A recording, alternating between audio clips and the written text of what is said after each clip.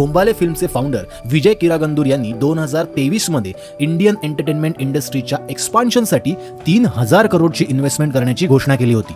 2022च्या blockbuster cinema KGF chapter 2 आणि कांतारा यांच्या प्रचंड यशानंतर त्यांच्याकडून हे धोरणात्मक पाऊल उचलण्यात आले होते आणि त्यानंतर त्यांचं होंबाले फिल्म्स हे प्रोडक्शन हाऊस इंडियन सिनेमामधलं एक क्रिएटिव्ह पॉवर हाऊस म्हणून ओळखलं जाऊ लागलं। विजय किरागंदूर यांनी सांगितले की दक्षिण भारतीय भाषांमध्ये चित्रपटाची निर्मिती करणे हे कंपनीचे उद्दिष्ट आहे, ज्यामुळे विविध कथा जास्तीत जास्त लोकांपर्यंत पोहोचवता येतील। पुढे ते असं म्हणतात की पुढील 5 वर्षात मनोरंजन उद्योगात 3000 कोटींची गुंतवणूक करण्याचा आमचा मानस आहे आणि त्यामध्ये दरवर्षी एका प्रमुख चित्रपटासह 5 ते 6 चित्रपटाची निर्मिती करण्याची योजना आम्ही आखत आहोत आणि हे सगळे सिनेमे शैली आणि प्रादेशिक भाषांचे मिश्रण असेल असे किरागंदूर यांचे म्हणणे आहे। फिल्म मेकिंग व्यतिरिक्त विजय किरागंदूर हे होंबाले ग्रुपचे प्रमुख देखील आहेत। होंबाले ग्रुप हा infrastructure development and construction, film production आणि पॉलिटिकल कन्सल्टिंग अँड स्ट्रॅटेजी या 3 वैविध्यपूर्ण बिझनेस क्षेत्रांमध्ये कार्यरत आहे। बेंगळुरू येथे मुख्यालय असलेला हा समूह देशभरात कार्यरत आहे, जो त्यांच्या स्ट्रॉंग एथिक्स, इनोव्हेशन आणि लोकांना दिलेल्या डीप कमिटमेंटसाठी ओळखला जातो।